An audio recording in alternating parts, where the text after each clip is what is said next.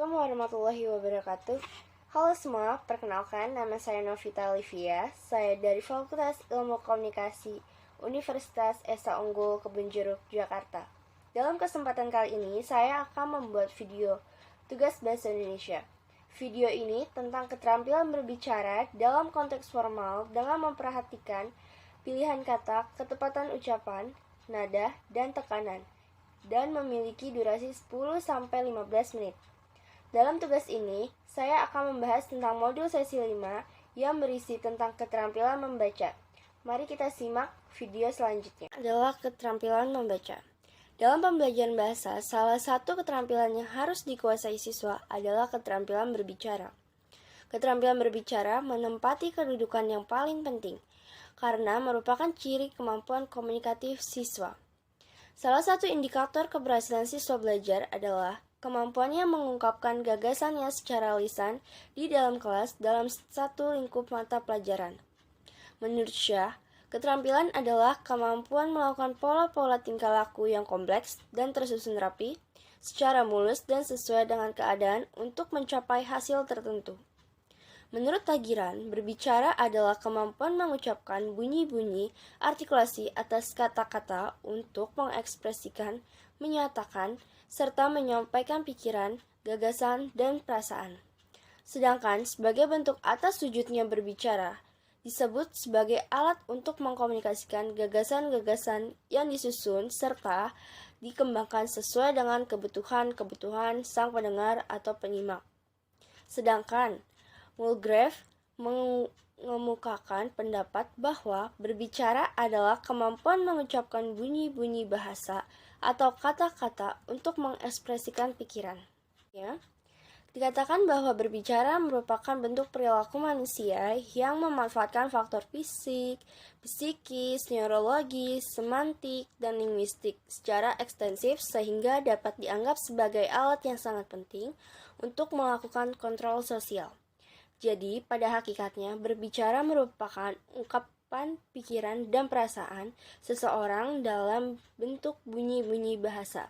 Sedangkan, keterampilan berbicara adalah keterampilan mengucapkan bunyi, artikulasi, atau mengungkapkan kata-kata untuk menceritakan, mengekspresikan, menyatakan, menyampaikan pikiran, gagasan, dan perasaan kepada orang lain dengan kepercayaan diri untuk berbicara secara wajar, jujur, benar, serta dapat menghilangkan masalah psikologis seperti rasa malu, rendah hati, berat lidah, dan lain-lain. Dalam komunikasi juga memiliki tujuan. Tujuan utama dari berbicara adalah untuk berkomunikasi, agar dapat menyampaikan pikiran secara efektif. Segogiannya lah seorang pembicara memahami makna segala sesuatu yang ingin dikomunikasikan. Tujuan berbicara merupakan hal yang sangat penting untuk ditentukan sebelum seseorang pembicara memaparkan gagasannya. Tujuan berbicara merupakan pedoman bagi pembicara untuk membangun, mengemas, dan menyampaikan idenya untuk sebuah pembicaraan tertentu. Tujuan berpengaruh pada bentuk ide yang dikembangkan, kemasan yang digunakan, dan performa penyampaiannya. Tujuan berbicara yang dimaksud adalah sebagai berikut. Adalah tujuan informatif. Tujuan informatif merupakan tujuan berbicara yang dipilih pembicara ketika ia bermaksud menyampaikan gagasan untuk membangun pengetahuan pendengar. Tujuan ini selanjutnya akan lebih sempurna jika bukan hanya bersifat informatif, melainkan komunikatif, yakni terjadi timbal balik atas gagasan yang disampaikan pembicara dengan respon yang dihasilkan pendengar.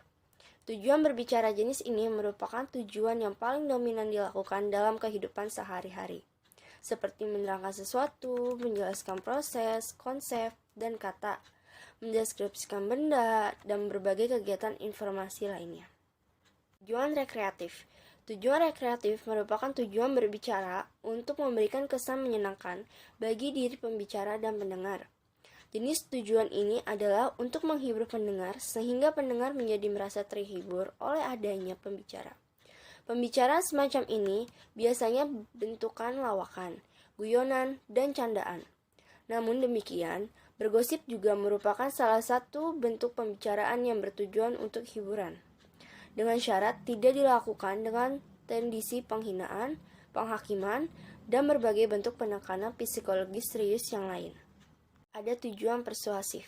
Tujuan persuasif merupakan tujuan pembicaraan yang menekankan daya bujuk sebagai kekuatannya. Hal ini berarti tujuan pembicaraan ini lebih menekankan pada usaha mempengaruhi orang lain untuk bertindak sesuai dengan apa yang diharapkan pembicara, melalui penggunaan bahasa yang halus dan penuh daya pikat. Tujuan berbicara jenis ini banyak digunakan oleh seseorang dalam kegiatan kampanye, propaganda, penjualan, dan lain-lainnya. Ada tujuan argumentatif. Tujuan argumentatif merupakan tujuan berbicara untuk meyakinkan pendengar atas gagasan yang disampaikan oleh pembicara. Ciri khas tujuan ini adalah penggunaan alasan-alasan rasional di dalam bahan pembicaraan yang digunakan pembicara. Berbicara jenis ini banyak digunakan dalam kegiatan diskusi ilmiah, keilmuan, dan debat politik. Yang ketiga, kita akan membahas tentang manfaat keterampilan berbicara. Hampir semua pembesar yang tercatat sejarah dan bos besar di dunia sangat terampil dalam berbicara.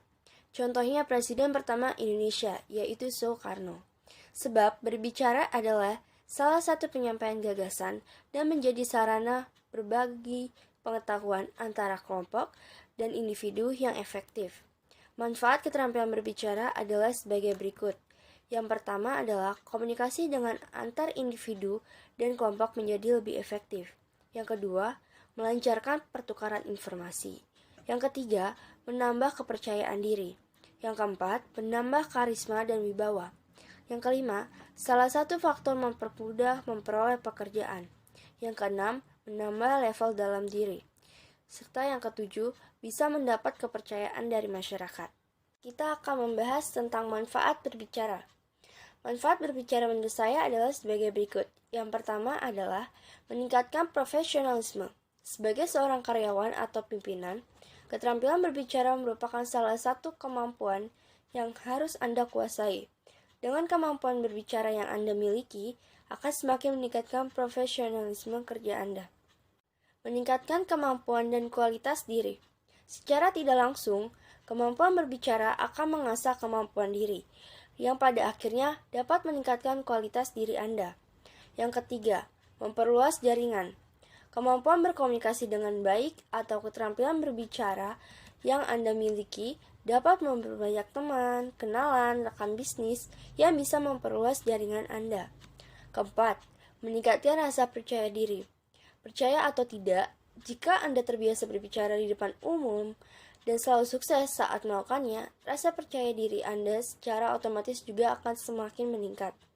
Rasa percaya diri ini bisa Anda tuangkan dalam berbagai aspek kehidupan yang bisa mendorong Anda menjadi sukses. Contoh berbicara argumentatif. Berbicara argumentatif bertujuan untuk membuktikan kepada pembaca bahwa kebenaran yang ingin disampaikan melalui proses penalaran memang dapat diterima sebagai sesuatu yang logis. Contoh pidato seorang guru tentang pentingnya pendidikan anak usia dini atau PAUD. Jenis-jenis berbicara. Pengklarifikasian jenis-jenis berbicara dibedakan sebagai berikut. Pertama, jenis berbicara berdasarkan situasi pembicara. Berdasarkan situasi pembicaraan, berbicara dibedakan menjadi berbicara formal dan berbicara informal. Berbicara informal meliputi bertukar pengalaman, percakapan, penyampaian berita, pengumuman, bertelepon, dan memberi petunjuk. Adapun berbicara formal meliputi ceramah, perencanaan dan penilaian, wawancara, debat, diskusi, dan bercerita dalam situasi formal. Yang kedua, jenis berbicara berdasarkan tujuan pembicara. Tujuan pembicara pada umumnya dibagi diklarifikasikan menjadi 5 jenis, yaitu berbicara untuk menghibur, berbicara untuk menginformasikan, berbicara untuk menstimuli atau mempengaruhi, berbicara untuk meyakinkan, dan berbicara untuk menggerakkan. Jenis berbicara berdasarkan jumlah pendengar. Berdasarkan jumlah pendengar, jenis berbicara dapat dibedakan atas berbicara antar pribadi, berbicara dalam kelompok kecil, dan berbicara dalam kelompok besar. Berbicara antar pribadi terjadi bila seseorang berbicara dengan satu pendengar atau 4 mata. Berbicara dengan kelompok kecil terjadi apabila ada sekelompok kecil 3-5 orang dalam pembicara itu. Berbicara dalam kelompok kecil ini sangat bagus untuk pembelajaran bahasa atau untuk siswa yang malu berbicara. Adapun berbicara dalam kelompok besar terjadi apabila pembicara berhadapan dengan pendengar dalam jumlah besar, misalnya mengajar dengan jumlah siswa yang cenderung banyak, atau ketika Anda menjadi pemandu acara. Selanjutnya, jenis berbicara berdasarkan peristiwa khusus yang melatari pembicaraan. Jenis berbicara ini dapat diklarifikasikan menjadi 6 macam, yaitu pidato presentasi, penyambutan, perpisahan, jamuan, perkenalan, dan nominasi. Ada jenis berbicara berdasarkan metode penyampaian. Berbicara berdasarkan metode penyampaian, ada 4 jenis berbicara, yaitu metode mendadak, metode tanpa persiapan, metode membaca naskah, dan metode menghafal. Metode mendadak terjadi bila secara tiba-tiba seseorang diminta berbicara di depan khalayak tanpa ada persiapan sama sekali. Tanpa persiapan adalah tanpa adanya persiapan naskah. Jadi, pembicara masih mempunyai waktu membuat persiapan-persiapan khusus yang berupa kerangka pembicaraan atau catatan-catatan penting tentang urutan uraian dan kata-kata khusus yang harus disampaikan. Metode membaca naskah banyak digunakan pembicara ketika menyampaikan sesuatu pernyataan kebijakan atau keterangan secara tertib dalam pidato-pidato resmi, pidato kenegaraan, pidato radio, dan sebagainya. Bagi pembicara yang kurang berpengalaman, metode ini sangat membantu, tetapi dapat pula menghambat karena semua sudah terdapat dalam naskah, sehingga kurang tampak adanya spontanitas yang segar serta kurang adanya hubungan kontak mata antar pembicara dengan pendengar. Adapun metode menghafal menunjukkan bahwa pembicara sudah mengadakan rencana, membuat naskah, dan menghafal naskah. Apabila pembicara hanya sekedar mengucapkan apa yang ia hafalkan tanpa menghayati dan menjiwai apa yang diucapkannya serta tidak berusaha untuk menyesuaikan diri dengan istilah dan kondisi yang melestari pembicara ini, dapat dipastikan bahwa pembicara menjadi tidak menarik, membosankan, dan meletihkan pendengar. Sebaliknya, ada juga pembicara yang berhasil dengan metode ini. Hal ini terjadi karena pembicara tanggap terhadap situasi dan kondisi yang melatari pembicaraan.